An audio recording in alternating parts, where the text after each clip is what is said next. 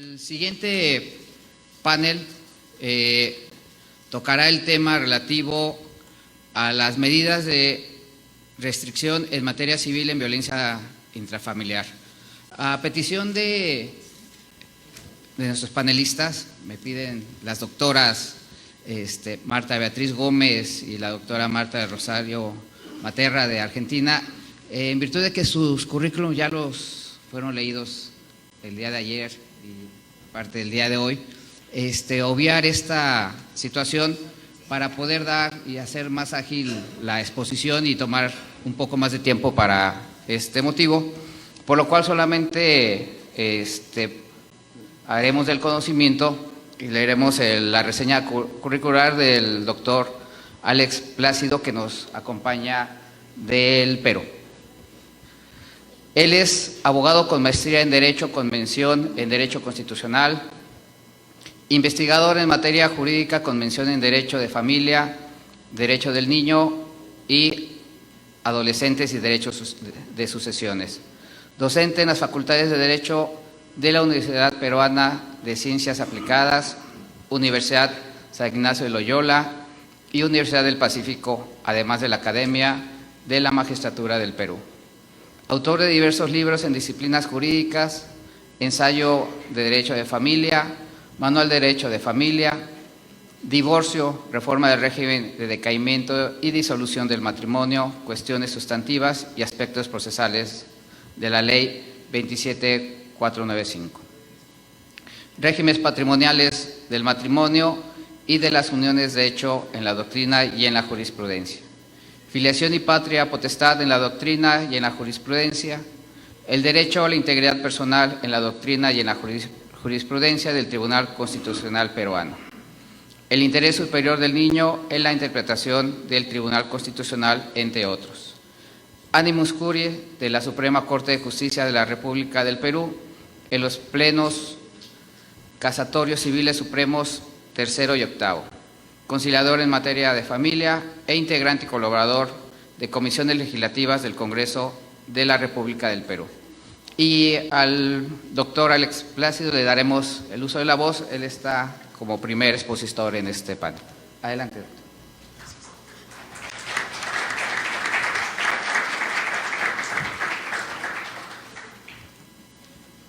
Tiene...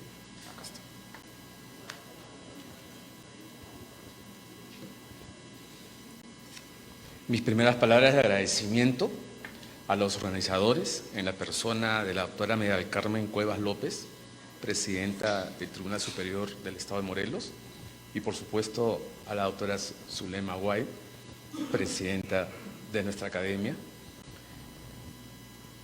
El tema que vamos a tratar desde una visión de la legislación peruana tiene hoy una gran controversia, no obstante los cambios normativos que se han producido en él. A ver. Fíjese, en el año 2015 se dicta la ley 30.364, denominada Ley contra la Violencia de la Mujer y los Integrantes del Grupo Familiar, cuyo modelo de intervención está descrito en esta presentación. La tesis es las denuncias, presentarlas ante la Policía Nacional. Esta tiene dos caminos: si estamos ante casos de flagrancia y si además estos configuran delitos, remitirlos a la Fiscalía Penal para que ésta determine la formulación de la denuncia correspondiente ante las instancias penales, y de no ser así, en no más de 72 horas, remitirlas al juzgado de familia, para que el juzgado de familia haga una primera intervención que consiste en dictar la medida de protección inmediata acorde a la situación, y una vez dictada, pasar el expediente a la Fiscalía Penal para que ésta entonces también formule la denuncia correspondiente. De acuerdo con este modelo, el modelo original de esta ley, estas dos etapas, la primera, la que la propia ley denominó etapa de tutela o de protección a instancia de los juzgados de familia, tiene por objeto el dictar la medida de protección que resulte más adecuada a la situación a fin de interrumpir el ciclo de la violencia. Y una segunda etapa denominada de sanción, que esta tenía que ver precisamente en las instancias penales. la ley en su visión original entendió que estas etapas son secuenciales y con eso sacamos lo siguiente como conclusiones sobre esta visión. Para nuestra legislación en este momento en que se dicta esta ley, todo supuesto de violencia constituía un delito.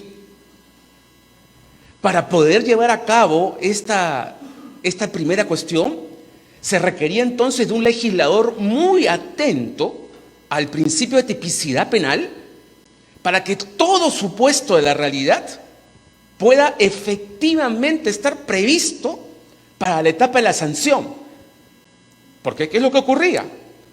Porque si el fiscal comprobaba que el hecho no estaba tipificado o que en todo caso la tipificación era imprecisa, inexacta, incoherente, no formulaba denuncia penal.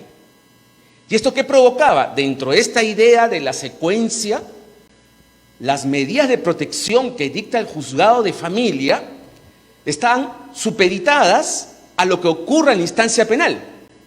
Por lo tanto, si el resultado era el archivamiento por la falta de tipicidad o por la imprecisión en el tipo penal, las medidas de protección que se dictaron caían. Pero ello no significaba que no existió el hecho de la violencia. Esta se produjo definitivamente y por eso el juzgado de familia las dictó. El problema es que ante el tema de tipicidad que no se cumple, esta situación provocaba, como decíamos al final, que a la larga las víctimas quedaban en una mayor indefensión provocada por el propio sistema. Esto generó, desde la academia, una serie de análisis crítico de nuestra legislación para partir de la génesis, y es que se declaró que nuestra legislación se sustentaba o se sustenta en la Convención Belém do Pará, de la que los países latinoamericanos somos parte, y que por tanto allí se encontraba este sustento de hacer secuencial estas dos etapas, sobre la base de los deberes que corresponden al Estado conforme al artículo 7 de esta convención. Se puede concluir que la misma, dentro de los mecanismos para atender o intervenir en los temas de violencia, hay una primera finalidad que, como quedó dicho, es interrumpir el ciclo de la violencia con medidas de protección inmediatas otorgadas dentro de un breve proceso, y luego la tesis de investigar y sancionar, por supuesto, estos hechos en tanto que configuren en algún momento delitos. Sin embargo, de la lectura de la convención no encontrábamos, y estamos convencidos de que no encontramos, esa tesis secuencial entre estas dos finalidades. Al contrario, la revisión de la legislación de los países latinoamericanos, y en nuestra ponencia hemos tomado en referencia Argentina, Chile, Ecuador, Uruguay, Colombia, evidenciaba el seguimiento a la tesis, al modelo de la convención, pero en ningún momento la visión secuencial. Esto provocó que en diciembre del 2018 se hiciera un cambio normativo importante, que entonces, manteniendo estas dos secuencias, expresamente hoy la ley peruana señale que no son secuencias, no son etapas preclusivas, no son secuenciales, y que por tanto pueden desarrollarse de manera autónoma, de manera paralela. A partir de ello, entonces, hoy en el Perú, no todo supuesto de violencia es un delito. Solo lo serán aquellos que efectivamente están tipificados en la ley. Pero si bien es cierto, esto ha sido un avance, el legislador no advirtió que de la experiencia previa a la vigencia, desde la vigencia de la ley, ya se venían advirtiendo no solo vacíos normativos en el tipo penal, sino incongruencias, incoherencias, imprecisiones, como por ejemplo se tipificó en el artículo 122b del Código Penal el delito denominado de agresiones contra la mujer y los integrantes del grupo familiar. Y en una de ellas, además de contemplar las agresiones físicas, entra a desarrollar lo que se debe comprender por las psicológicas y señala que éstas comprenden afectaciones psicológicas, cognitivas y conductuales. Sin embargo, los peritos de los equipos multidisciplinarios, los juzgados de familia, cuando iban a ser evaluados las entendidas víctimas, concluían que presentaban afectación emocional, que no califica como psicológica, cognitiva ni conductual. Por ejemplo, para que se vea el tema, si me niego a dar alimentos, definitivamente estoy provocando una afectación emocional, que luego pueda devenir quizás en un tema psicológico, es claro, es posible, o conductual o cognitivo, pero de inicio es un tema evidentemente de la preocupación que genera la afectación emocional. Pero el que me niega a dar alimentos no necesariamente se produce en un contexto de violencia, porque todo tendríamos que llevarlo a ese ámbito.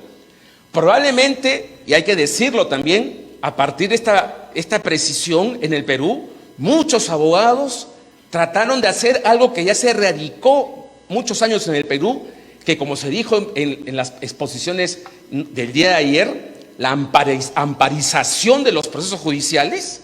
Ahora con esta ley lo que se quería era llevar a esta vía tan rápida de 72 horas los procesos de alimentos, de tenencia, de régimen de visitas, etcétera.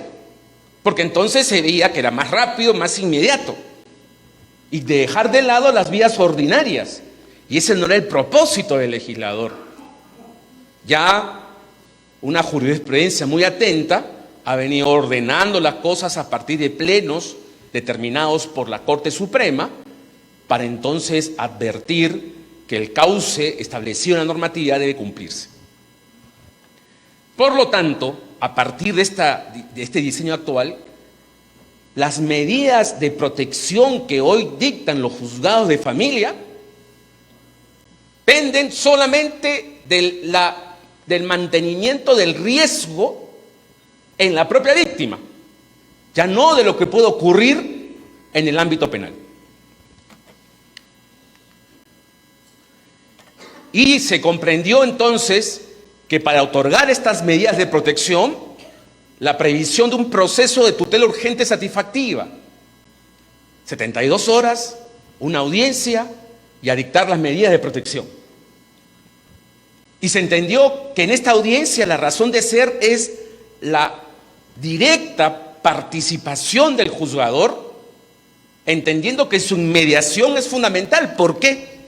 Porque en muchos de estos casos, el único medio probatorio que se tiene es la propia declaración de la víctima.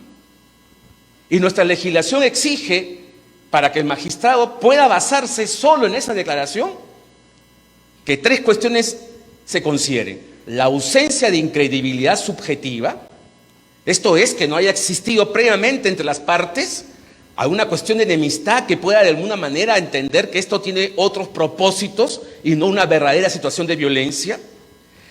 La persistencia en la incriminación en relación a situaciones de tiempo, modo y lugar, porque muchas veces las denuncias son meramente genéricas, sin ningún detalle, y uno comienza a ver que entonces no se presenta el otro requisito, que es la verosimilitud en la versión, que tiene que estar acompañada de algunos elementos que generen convicción. Esto entonces se lograba en una audiencia en que participan las partes por separado. Primero entraba la víctima y luego entraba el agresor. Y esta audiencia se desarrolla ahora sí entendiendo la existencia de diferentes niveles de riesgo, 48 horas si es leve o moderado y se resuelve en la misma audiencia, 24 horas si el riesgo es severo y en caso de flagrancia inmediatamente estas se dictan. Los casos que no tengan esa determinación si es leve, moderado o grave se van a dictar siempre en 72 horas y luego en una audiencia. En nuestro sistema jurídico tenemos una ficha de valoración del riesgo que es completada por todos los operadores jurídicos que comienzan desde la policía, la fiscalía y por supuesto el propio Poder Judicial, para que sobre la base de esto se llegue a determinar estos niveles. La medida de protección va a dictarse entonces cuando el tema es urgente, necesario, hay peligro en la demora y existe un evidente riesgo de la víctima y puede extenderse a los demás integrantes del grupo familiar. Entendiendo hoy la tesis del carácter paralelo autónomo de estas actuaciones en el juzgado de familia y en el juzgado penal, estas medidas de protección se van a mantener en tanto subsistan las condiciones de riesgo en la víctima. Y por supuesto se admite la idea de que pueden ser objeto de modificación según las circunstancias, como también por supuesto si esta situación determina la desaparición de las condiciones de riesgo, entonces también suprimirlas, dejarlas sin efecto. Algo importante que se debatió era el carácter genérico o general de las medidas de protección de familia que dicte cualquier juez de cualquier distrito judicial. En Bogotá sosteníamos la tesis, a propósito de esto, de que las medidas de protección que dicta un Estado en el sistema latinoamericano tengan eficacia extraterritorial y si me encuentro en otro país y se me sigue siendo víctima en ese ámbito, pueda ser efectiva estas medidas como ocurre en el sistema europeo. En el caso peruano lo que hicimos también con insistencia es que las medidas de protección que dicte, por ejemplo, un juez en una ciudad como Arequipa, donde la víctima lo que hace es huir del lugar y trasladarse a otro lugar, por ejemplo Lima, tengan el mismo valor de eficacia y no tenga por qué iniciarse un nuevo proceso. Esto lo dice hoy la legislación presente y creemos que en este ámbito ha quedado un tema, dos puntos importantes que se están complementando. Uno, una norma jurídica que lo que está haciendo ahora es reconociendo que el juez de familia y el juez penal no siempre hablan el mismo lenguaje ni tienen la misma sensibilidad. Ahora se crea todo un sistema de justicia especializada en violencia contra la mujer y los integrantes de género de los miembros de familia, que esté conformado tanto en primera como segunda instancia y vean ambas materias, la familiar y la penal.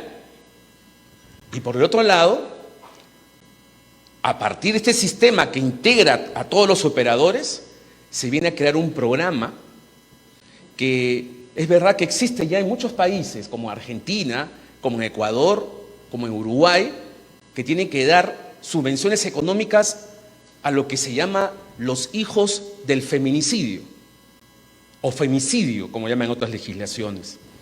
Porque definitivamente cuando el padre mata a la madre, luego se suicida, o es detenido.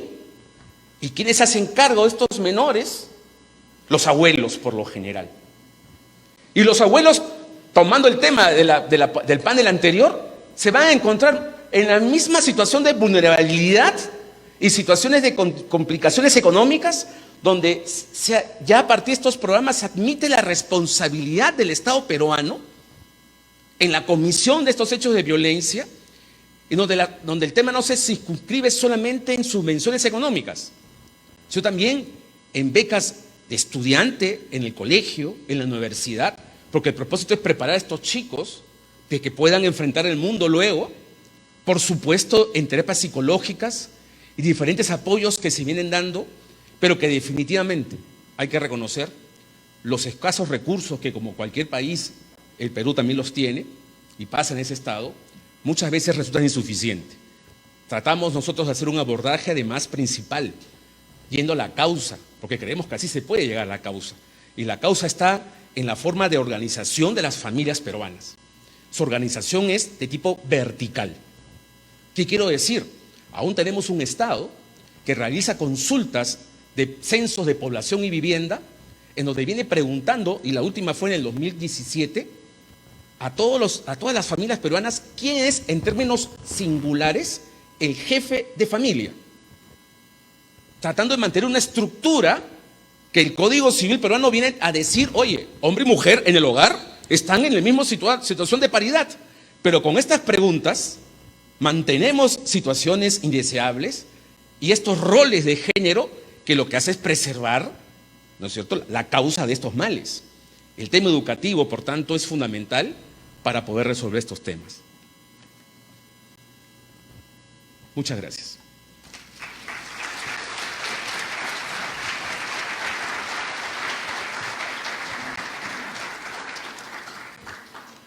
Gracias, doctor Alex Plácido. A continuación, le vamos a conceder el uso de la voz a la doctora Marta Beatriz Gómez Alsina para que haga exposición de su tema.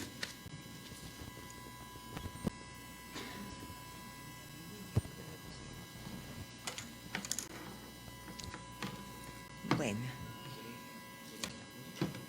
quiero que la... está, la puso. Está bien. Así cuando quiero. Bueno, ya nos vimos. Bueno, ahora vamos a pasar al tema en general de la violencia familiar.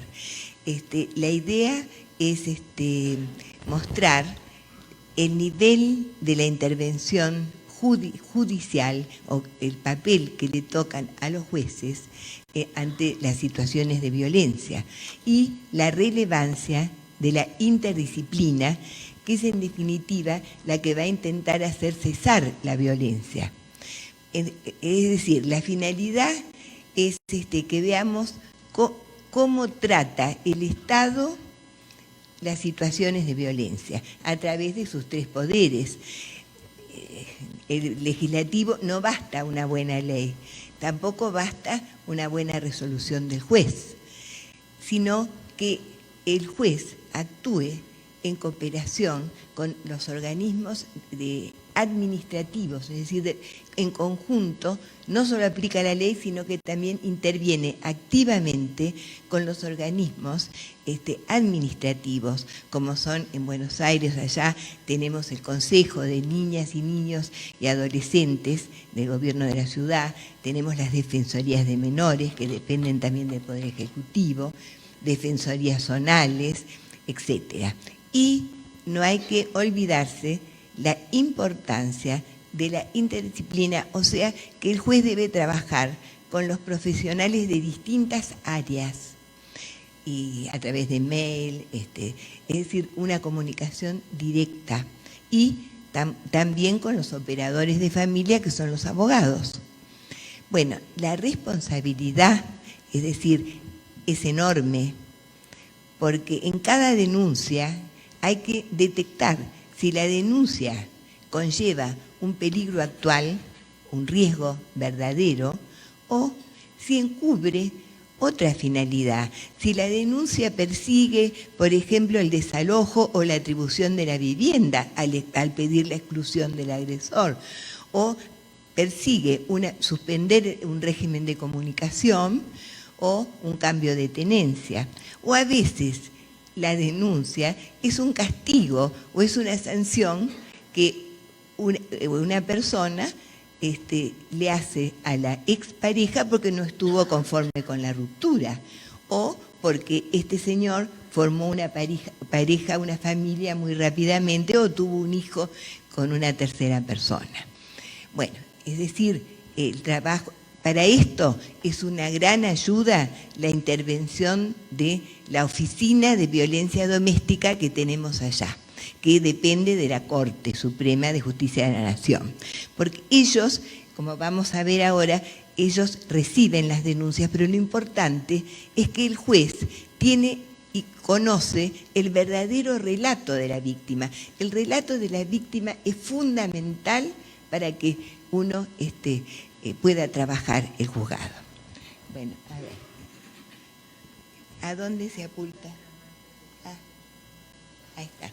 Bueno, esto ya lo vimos nosotros, la celeridad, trabajo en conjunto y el rechazo de medidas cautelares o la admisión de las medidas que deben ser adoptadas en forma urgente.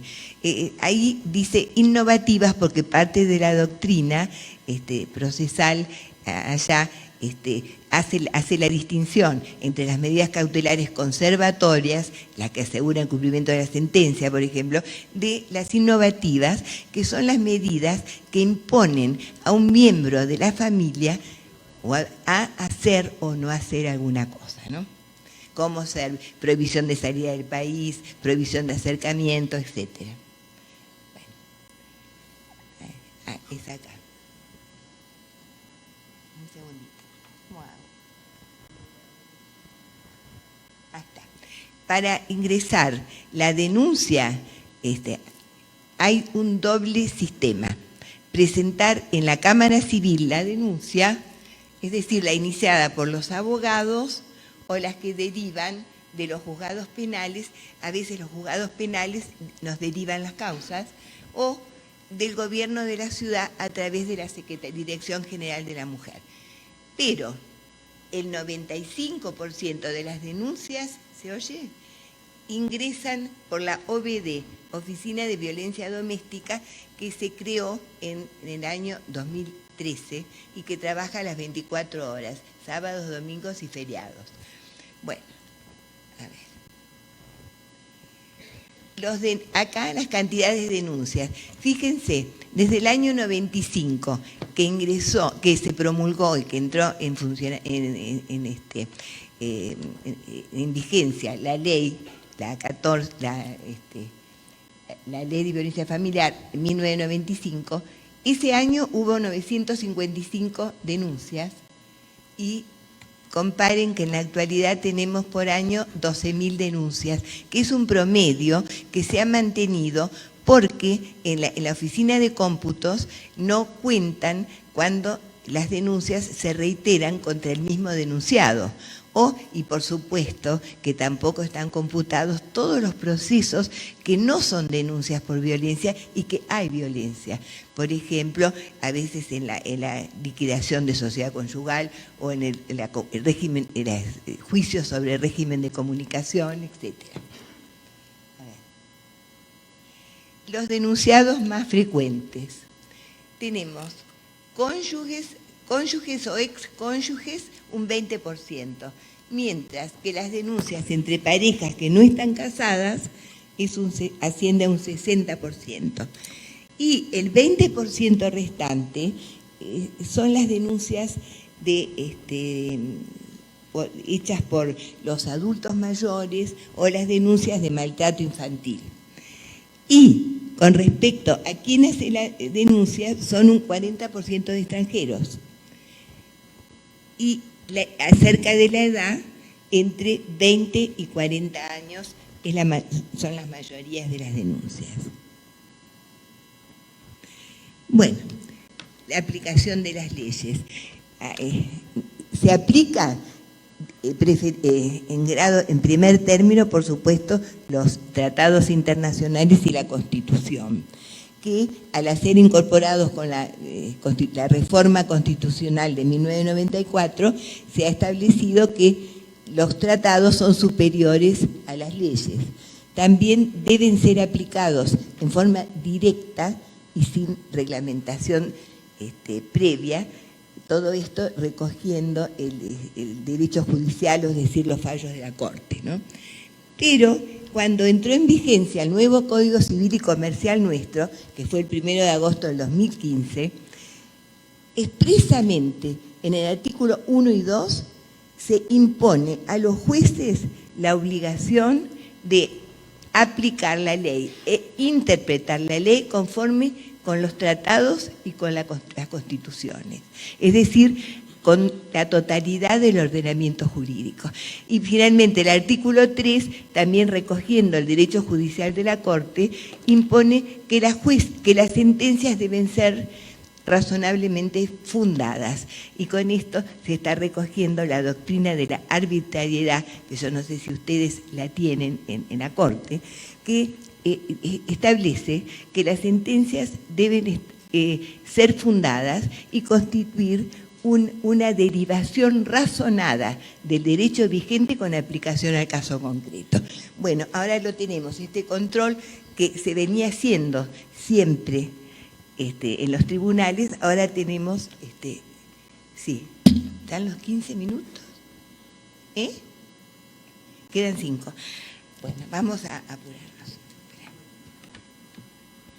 Bueno, está la enumeración de las convenciones que ya conocen, las leyes generales que aplicamos, que yo las traje por si las van a querer ver, que son 2 leyes sobre violencia familiar que establecen, que no son taxativas en cuanto a las medidas que se aplican, establecen el estudio o la evaluación psicológica del agresor y en general la obligación de los institutos educativos y los institutos educativos de hacer las denuncias y, caso contrario, se aplican una sanción. Clases de violencia, bueno, maltrato infantil, bien, eso ya lo hemos visto. Acumulación de denuncias tiene unas características especiales porque se trata de cuando una pareja hace la denuncia, pero viene la reconciliación, entonces tras la separación vuelve la conciliación. Transcurre un tiempo, vuelven a hacer la denuncia que se va acumulando y así a veces hay expedientes con 5 denuncias contra el mismo agresor.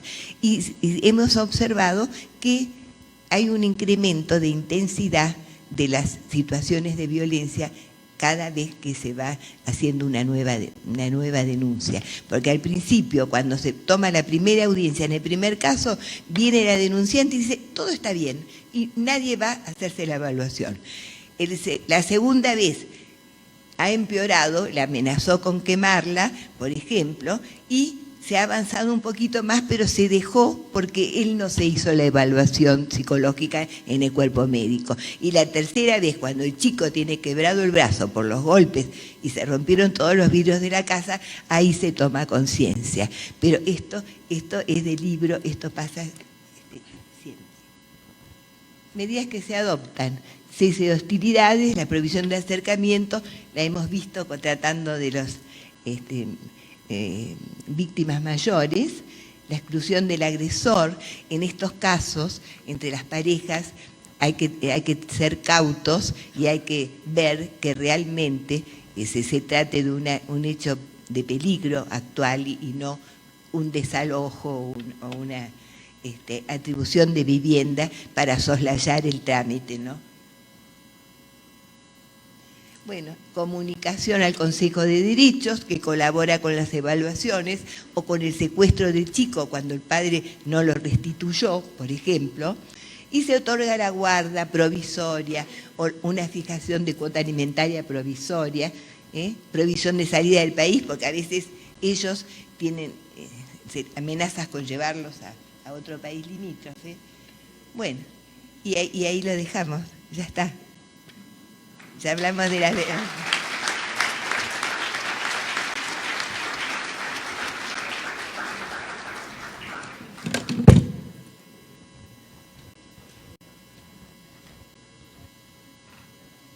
Gracias, doctora. Damos el uso de la voz a la doctora Marta del Rosario Materra para que nos haga su exposición. ¿Se lo dejo? Por las dudas, sí, gracias. ¿Se oye bien? Sí. Bueno, así me puedo mover un poco y no estoy atada a esto. Total, de todas maneras, no tengan miedo que no voy a poder leer porque estas luces enceguecen. Son luces para actores, no para nosotros. Bueno, los agradecimientos fueron hechos ayer, la presentación de mi parte también fue hecha ayer.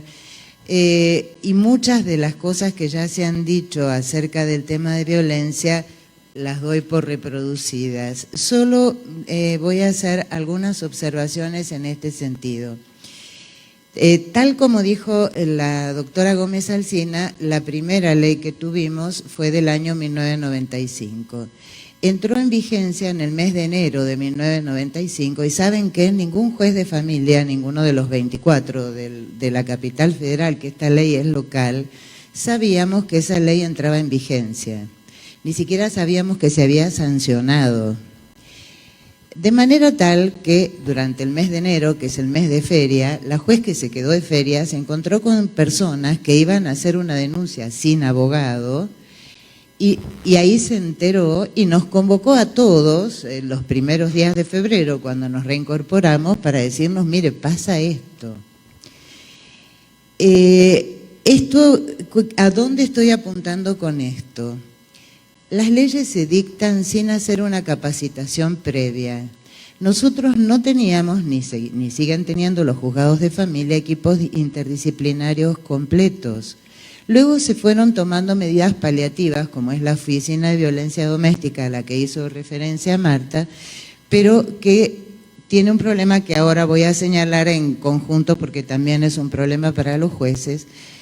Y seguimos sancionando leyes que son declaraciones de buenas intenciones en realidad, porque no tenemos las herramientas para efectivizar un verdadero control de cada una. Tratamos, lo intentamos, pero no se logra, porque la violencia no es un tema que vaya circulando en los carriles de la ley, más bien lo contrario. De lo que se trata con los comportamientos violentos es de violar la ley, precisamente. La ley jurídicamente entendida y la ley en cuanto al orden y al respeto por el otro.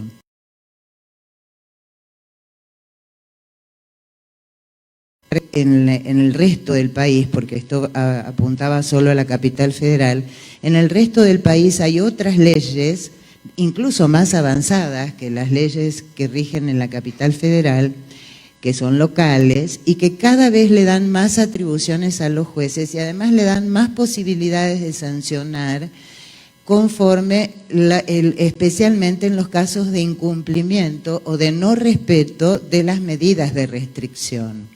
Estas medidas de restricción tienen todas ellas sus dificultades. De pronto, prohibir el acercamiento al lugar de trabajo de la víctima es un poco complicado si ambas personas trabajan en el mismo establecimiento o en el mismo lugar o comparten una oficina. Entonces, cada solución tiene que ser hecha en su medida, analizando caso por caso y además, fundamentalmente, pudiendo discernir, como bien dijo Marta, cuál es el nivel de riesgo. ¿Qué es lo que observamos? En casos que no son excesivamente riesgosos, la Oficina de Violencia Doméstica pone no menos que un riesgo medio, cuando quizá es un tema de alguna discusión simplemente. Hay una tendencia a dar una agravación del riesgo, con lo cual ya casi que nadie se toma todo muy en serio, salvo que hagan un informe que diga es de elevadísimo riesgo. Cosa que excepcionalmente se hace porque ese informe se hace solo con el relato de la víctima, sin escuchar a nadie más que a la víctima o a quien dice ser la víctima que puede contar un cuento de hadas. Bien es cierto que hay un equipo interdisciplinario escuchando, pero ¿qué pasa? Hay miedo. Hay miedo en la Oficina de Violencia Doméstica, hay miedo en los jueces, hay miedo en todos lados. Ayer comentaba el doctor Segura algo que parece que es un fenómeno general, que es que las medidas de restricción salen así, alguien va, denuncia y la medida sale, sin haber hecho un verdadero análisis del caso. Esto es muy complicado porque uno no puede tomarse el tiempo de analizar el caso y citar a la otra parte y escuchar su versión y si mientras tanto prendió fuego a la casa y mató a toda la familia. Encontrar el justo término es complicado, pero en la medida en que la situación parezca permitirlo, es importante escuchar a la otra parte. ¿Por qué? Porque en este tipo de juicios el juez ingresa como un agente de violencia. Frente a la denuncia, el juez ejerce la violencia a la que está autorizado por ley de echar a alguien de su casa. Cuantísimos hombres he escuchado decir, como el mayor de los agravios que le había proferido su mujer, vino la policía a sacarme de mi casa delante de mis hijos. Alguno dijo, estábamos todos almorzando tranquilamente. Yo misma he visto en algún momento a un señor que le dejaron toda su ropa porque hicieron el operativo cuando él no estaba. Entonces cuando llegó el encargado del edificio le dijo, señor, sus cosas están acá, las tenía en la portería, y le habían fijado en la puerta de su departamento una orden judicial de exclusión. ¿Con qué? Con la declaración de la víctima y de la supuesta víctima, y del hermano de la víctima, que dijo que la víctima le había dicho que el marido la había empujado y le había roto los anteojos. Ese matrimonio en concreto era un caso que yo conocía muy bien, estaba en trámite de divorcio en lo que llamábamos entonces de común acuerdo. E iban a vender el departamento para procurarse una vivienda separada, pero se ve que la señora se cansó de esperar. Bueno, ¿cuál es el problema? ¿Cuál es el temor? Bueno, yo espero, lo escucho, hago una evaluación un poco más seria del caso, trato de conocer qué es lo que realmente está pasando, o si hay una situación de violencia cruzada, y en el entretanto ocurre una catástrofe. Entonces yo termino siendo responsable, yo juez, termino siendo responsable. Encontrar el punto de equilibrio es muy difícil. Por supuesto, en eso estoy segura que aquí en México, como en todos los países aquí representados, no nos enseñan psicología ni nos dan herramientas dentro de la carrera de abogacía o de derecho como para poder nosotros tener criterio. ¿Y por qué digo esto? Tuvimos un caso dramático que fue el que originó que se aceptaran los equipos interdisciplinarios y finalmente se creara el OVD. Un caso en el que la mujer vino, un caso en el juzgado en el que yo estaba, dijo que el señor una vez la había empujado contra la cama porque ella no le había querido dar un cigarrillo y que era un muy buen padre, y casi que la denuncia era un elogio, no existía el OVD. Casi que la denuncia era un elogio a este hombre en cuanto a que era un buen padre y que no había pasado nada más que esto del empujón. Había venido acompañada de otra persona. Bueno, se le tomó la denuncia, se mandó a la Defensoría de Menores, la Defensoría dijo archiven el expediente, porque estaba diciendo que era un muy buen padre, que no tenía de qué quejarse, y en el intervalo ella también había ido a una oficina de patrocinio jurídico gratuito de la Universidad de Buenos Aires. Ellos citaron al marido y ¿cómo nos enteramos nosotros del final? Cuando viene la persona que había acompañado a la señora a hacer la denuncia con una noticia policial donde decía, y nos dio el detalle, cuando este hombre recibió la notificación del abogado que lo citaban para que fuera una entrevista, simplemente al edificio de tribunales, pero para una entrevista por el divorcio, este señor llevó a los chicos al colegio, se despidió de ellos, mató a la mujer, la descuartizó literalmente, cerró la puerta de su departamento, le tocó el timbre al vecino, le dio las llaves y le dijo, por favor, llame a la policía, adentro está mi mujer, que yo la he matado, y aquí tiene las llaves para que no rompan la puerta. Bueno, el hombre, el que se quedó con las llaves, no entendía nada. Este señor se fue al último piso del edificio y se tiró, con lo cual se suicidó. Esto provocó una conmoción, no solo en nuestro juzgado, que no habíamos llegado a verle la cara a este hombre, no habíamos llegado a tomar ninguna medida. Teníamos la denuncia y ni siquiera estaba el expediente en el juzgado en ese momento. Esto fue como al día o a los 2 días. Yo podría haber desestimado esa denuncia de acuerdo a nuestras pautas habituales. Pero esto nos provocó más miedo todavía, porque dijimos no tenemos la capacidad de darnos cuenta cuando hay un verdadero peligro. Los casos realmente peligrosos no llevan un cartel en la frente. Para consolarme, un colega con el que trabajó Marta muchos años me dijo, mira, no te mortifiques más, porque yo por supuesto convoqué a todos los jueces para contarles el problema y ver qué soluciones podíamos ir pidiendo. A lo cual nos contestó me contó que esta chica que había fallecido era sobrina de una de las asistentes sociales de un juzgado de familia. Y nadie había advertido, ni siquiera su propia familia, que había una situación de semejante gravedad, siendo la tía, al contrario, le decían, va, no jorobes, ¿para qué te vas a separar? Bueno, con esto, ¿qué quiero decirles? No quiero darles miedo, digo que hay que ser sumamente responsable y cuidadoso. No ejercer violencia solo porque nos dicen la legítima violencia a la que nos autorizan las leyes, no ejercer violencia solo porque alguien nos dice que es víctima de violencia. Más allá de lo circunstancial de cuál sea el equipo, hay que lograr instrumentar los recursos necesarios para que alguien nos asesore. Debemos ser humildes en esto. No podemos guiarnos por lo que a nosotros nos parece.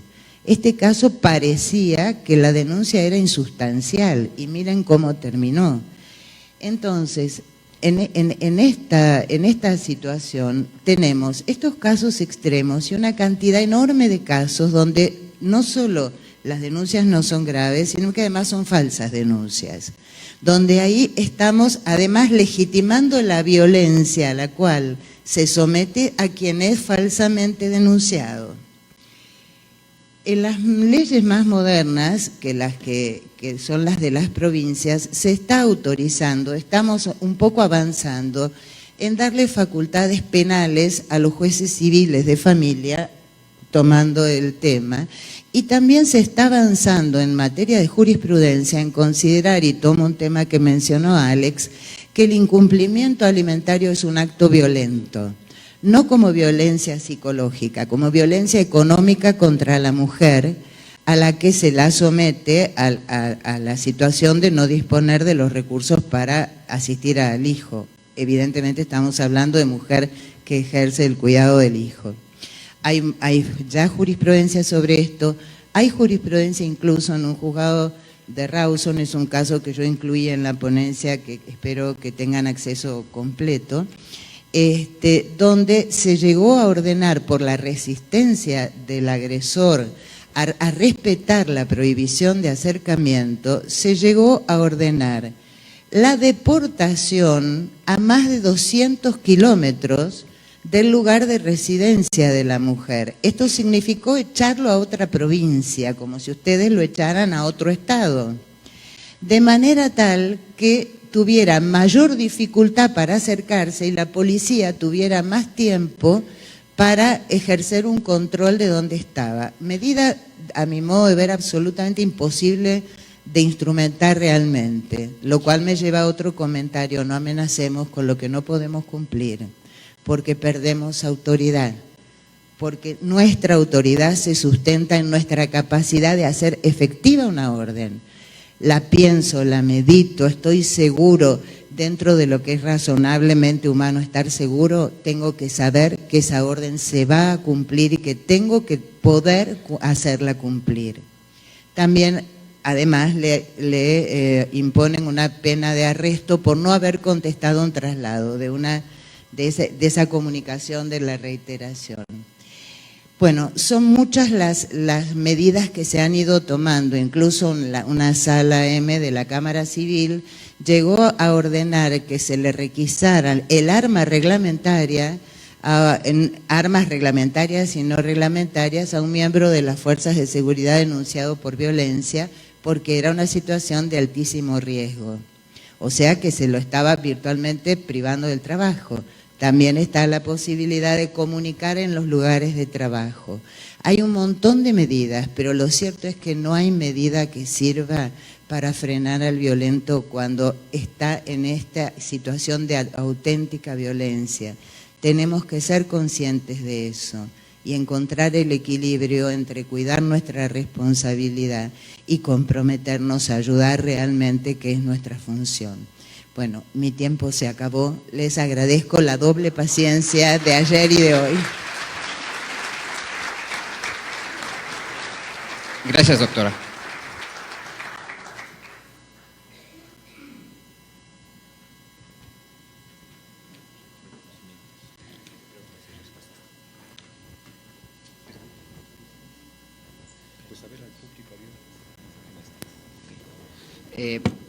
Para obviar un poquito el tiempo, si hay alguna pregunta, las vamos a hacer 3 preguntas abiertas, si alguien tiene alguna para hacérsela a los panelistas.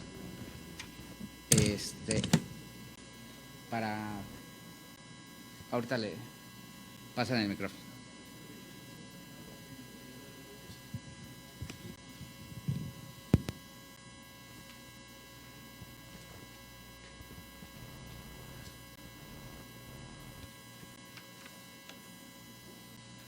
Vamos a avanzar y ahorita que terminen de arreglar. Sí, la pregunta sobre la violencia familiar. Sigo viendo estadísticas, consecuencias, leyes cada vez más enérgicas para castigarla, pero no veo que se haga algo para prevenirla y evitarla. Yo tocaría el problema de la violencia familiar desde el punto de vista psicosocial, específicamente sobre los principios y valores en la familia. Evitaríamos infinidad de problemas judiciales. No sé si alguno de los panelistas quiere hacer alguna señalamiento. Se las vuelvo a leer. Dice, sobre la violencia familiar sigo viendo estadísticas, consecuencias, leyes cada vez más enérgicas para castigarla, pero no veo que se haga algo para prevenirla y evitarla. Yo tocaría el problema de la violencia familiar desde el punto de vista psicosocial, específicamente sobre los principios y valores en la familia. Evitaríamos infinidad de problemas judiciales. No sé si quieren hacer algún comentario. Esto está funcionando, sí. Yo estoy completamente de acuerdo con esto que también se planteó ayer y es más una afirmación que una pregunta. Pero no mencioné algo que forma parte de mis recuerdos y que muchas veces yo mencioné a este país, a México, como un ejemplo de lo que teníamos que hacer. Antes de empezar, yo solía venir en épocas que teníamos más dinero, la situación económica era mejor, solía venir con mis hijos a Cancún o a Playa del Carmen. Y viendo la televisión mexicana, para mi gran sorpresa, vi que había campañas de concientización sobre el tema violencia que no existían en Argentina y que tardaron muchos años en llegar. En este momento sí se están haciendo, no con la intensidad o con el nivel de detalle, pero es un tema que está en el tapete. Debo decirles que ustedes fueron precursores en esto, porque estoy hablando de hace más de 20 años, de esto que estoy comentando, o casi 20 años. El tema es muy complicado. Si alguien va a tocar hoy con más profundidad el tema de cómo trabajar con los sistemas familiares, que es la doctora Graciela Morgan, pero indudablemente aquí hay un problema de educación básica. Cualquier clase de violencia, del tipo que sea, familiar o no familiar, institucional, del tipo que sea, que implique una falta de respeto a los derechos básicos y humanos, es un problema de alteración de valores. En un sistema de valores razonable, el primero que yo tengo es respetar al otro. Bueno, a partir de ahí tenemos que construir sociedades de respeto. Nos falta un camino muy largo. Nuestros países están siendo muestra de eso, lamentablemente, a todos los niveles. Sí, coincido con la doctora que esto es muy grave y es difícil y que tendría que empezar por la educación, pero ya hay generaciones de familias con violencia. Por ejemplo, si el chico que va a la escuela y pega ha visto esa violencia en su casa o recibe castigos en su casa.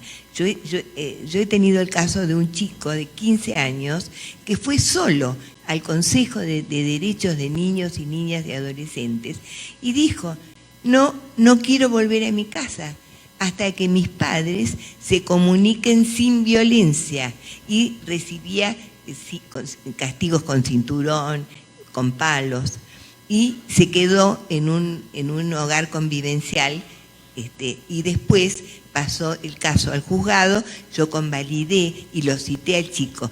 El chico justificaba un poco a sus padres, pero cuando vino la madre y el padre, la madre me dijo, como sorprendiéndose, que ella podía castigar al chico y que en su casa nadie tocaba nada, porque el que tocaba algo del otro, el padre envolvía en un trapo las manos y con alcohol prendía fuego.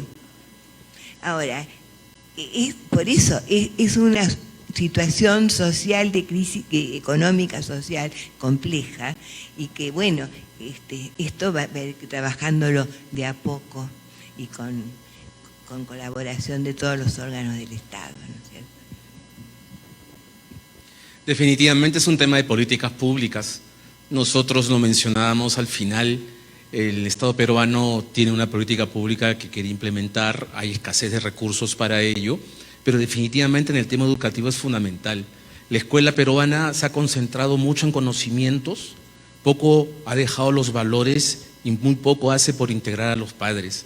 Como se decía hace un momento, ¿cómo le enseño a los menores a tratarse tal cual como son, por igual, cuando quizás en casa no se habla el mismo lenguaje?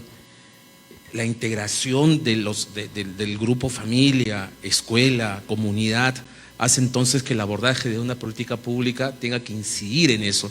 Hay que agregar que en el caso peruano los índices de violencia contra la mujer y los integrantes del grupo familiar son altos. La legislación se ha preocupado por hacer un abordaje que trate de resolver el tema. Y en el ámbito penal, las penas se han agravado, pero esto no han conseguido ningún efecto disuasivo, no han provocado que los índices decaigan, al contrario, esto parece ser que motiva más a ser violento. El tema educativo es fundamental. Gracias. Gracias.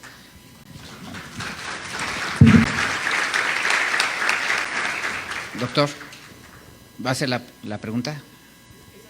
¿Esa era la pregunta? Ok, de acuerdo. Tenemos otro comentario.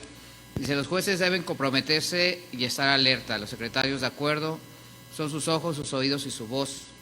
A veces es tanto trabajo que puede resultar cansado. Sin embargo, ante tanta demanda, debe de actuarse y ponerse más atención y sensibilizar al Poder Judicial. Un comentario, creo que al final se comentó por la doctora Marta, el de las resoluciones. ¿Si tienen algún comentario? Sí, con toda seguridad, esto creo que apunta a lo que yo mencioné. Es verdad que hay un desborde en la cantidad de casos y en la dificultad de los casos, con lo cual hay una parte del trabajo que se deriva, pero tenemos la obligación de trabajar las denuncias de violencia, el juez personalmente. O sea, todos los funcionarios que colaboran pueden tomar una intervención previa o simultánea. En este momento, en los juzgados de familia de la capital federal, están ingresando más o menos unas 7 denuncias por día, con lo cual es muy complicado realmente trabajar eficazmente. El nivel de cantidad de denuncias es impresionante. Entonces, este es otro problema. Pero sí, este nivel de sensibilización tiene que alcanzar a todo el personal, no solo al juez, sino del juez a la ordenanza, a quien lleva el café. Todo el mundo tiene que estar comprometido con la tarea. Me emocionó mucho ayer escuchar a Jenny Molina porque sentí en ella ese compromiso vital que implica ser juez de familia, que necesariamente debe tenerlo. Si no puede tenerlo o no quiere tenerlo, pues no hay ningún inconveniente. Puede ser juez y dedicarse a otra materia. Esto es muy sacrificado, muy esforzado y con pocas satisfacciones. Y hay que tener un alto nivel de resistencia a la frustración, porque uno se siente muy impotente.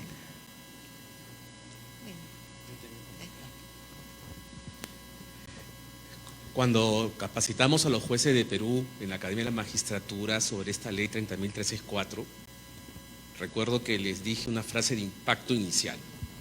Para que esta ley sea real, se requiere de un juez 24 horas, 7. 24 por 7. es que la violencia no se va a dar solamente lunes a viernes en horario de oficina de 9 a 6. La violencia se va a dar en cualquier momento, feriado, domingo, etc. Entonces, los jueces de familia de Perú han comprendido esta temática. No obstante la estadística, del 100% de casos en el Poder Judicial, el 80% hace toda la carga relacionada con temas de familia. Si este 80% lo conviertes en un 100%, ahora resulta ser que esos casos de violencia familiar deben ser aproximadamente el 85%, si no es el 90%.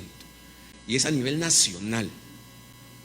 La cuestión es que sí tenemos jueces comprometidos, un personal comprometido. Desde el Poder Judicial se adoptan la creación de módulos que quieren, digamos, enfrentar los casos con inmediatez, porque resulta ser que a estos jueces de familia, que ya venían con los temas de divorcio, tenencias, visitas, alimentos, se les da esta carga que antes no la tenían porque estaba distribuida en las fiscalías de familia, que ahora son los entes que formulan denuncias, y entonces toda la carga se dio al Poder Judicial y se hacen denodados esfuerzos, pero como dije, definitivamente los recursos son escasos. Quiero aprovechar lo que dijo la doctora. En el Perú sí existe violencia económica. Cuando puse el ejemplo de la denuncia por alimentos, es que se le comenzó a enfocar como denuncia psicológica, cuando realmente es un caso típico de violencia económica o patrimonial. Claro, con ese enfoque de denuncia económica de psicológica pasaba el tema de que solamente apreciabas una afectación emocional y no llegabas al otro tema. ¿Qué hacían algunos jueces? Reconducían el proceso. Esto es, tú denunciaste violencia psicológica, esto no lo es, lo reconduzco a la económico-patrimonial. De esa manera se ha venido mejorando un poco el sistema. Gracias. Gracias. Un último comentario. Señalan que al agresor es necesario obligarlo a recibir un tratamiento médico, psicológico y psiquiátrico para evitar tragedias. Bueno, la evaluación del agresor está impuesta por la ley. Ahora, esa evaluación debe hacerse, en primer término, de acuerdo a las características del episodio de violencia. Por ejemplo, si se trata de una disfuncionalidad en la familia, bastará con un examen interdisciplinario de interacción familiar.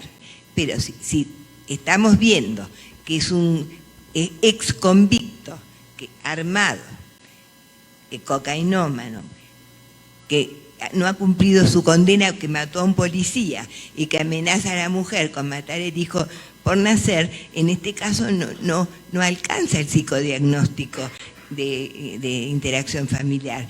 Habrá que hacer que el cuerpo médico haga un estudio del estado de las facultades mentales.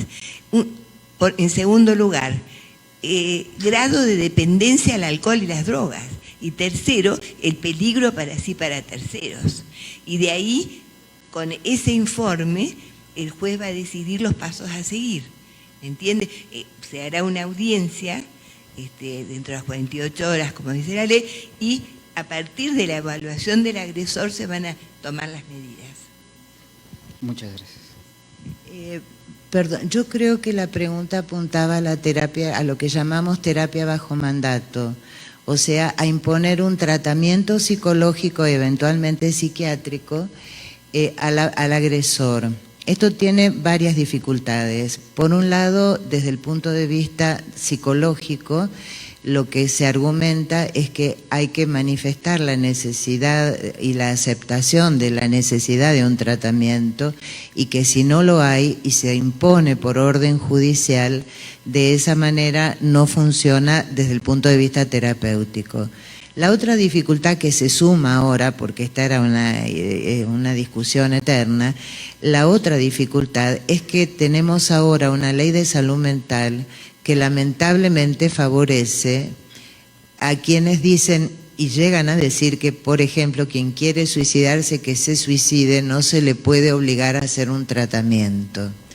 Desde esa perspectiva, a mi modo de ver equivocada, del derecho humano a suicidarse o a hacer lo que a uno se le ocurra, por supuesto tampoco se le podría imponer un tratamiento compulsivo. Uno puede decir, bueno, claro, el problema es convencer, si se trata de un sociópata, convencerlo de que necesita un tratamiento.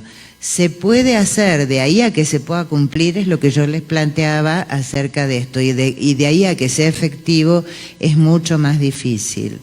Normalmente se pone como condicionamiento a otra cosa. Bueno, usted quiere esto, bueno, acredíteme que ha hecho tratamiento. Hasta ahí. Sobre todo cuando piden la reanudación del régimen de visitas. Van a tener que traer las pruebas de que están haciendo el tratamiento. Y es muy probable que se haga una visita con un asistente social o algún miembro de la familia. Sí, las mismas dificultades expuestas hay en el caso peruano. El tema de la voluntad es evidente. Muchos de los agresores no acuden. Se le conceptualiza también como una enfermedad social, y el tema de este ámbito de salud mental está provocando que el Estado pueda generar lugares donde puedan acudir, porque también ocurre la situación inversa. Agresores que sí quieren ir, pero no hay dónde ir. Es decir, los establecimientos son pocos, especializados en el tema de establecer una terapia de no violencia, y el número de personas que acuden también hace que sea insuficiente las atenciones, ¿no? Yo quiero aprovechar, no me quiero comer un saludo muy importante a los amigos mexicanos, un saludo por su aniversario. El tema de la Revolución Mexicana es hoy y quería saludarlos. Muchas gracias por eso.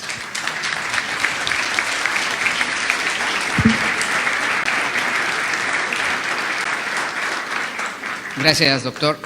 Muchas gracias a nuestros panelistas. Con esto terminamos esta etapa y procederemos a la entrega de los reconocimientos. Muchas gracias al doctor Rubén Jasso. Vamos a pasar a hacer la entrega de los reconocimientos y nos hará el favor de entregarlos el director de la Escuela Judicial, el doctor Falcón, magistrado del Tribunal Superior de Justicia. Le entregamos reconocimiento a la doctora Alex Plácido, doctor Alex Plácido, perdón.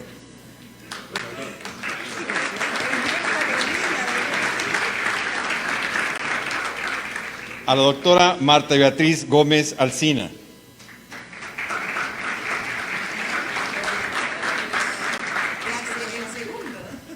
A la doctora Marta del Rosario Matera.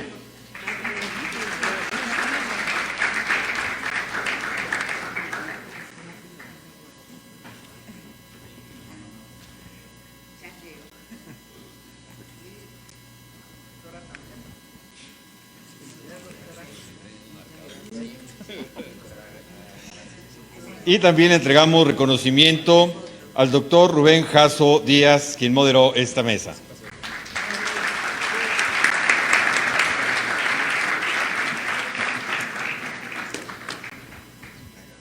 La foto oficial.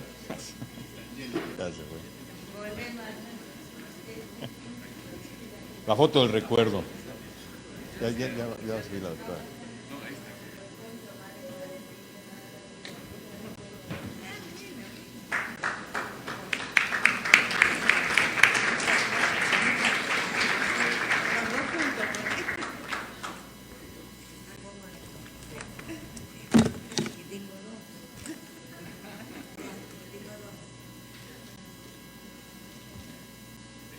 Muchísimas gracias a nuestros panelistas.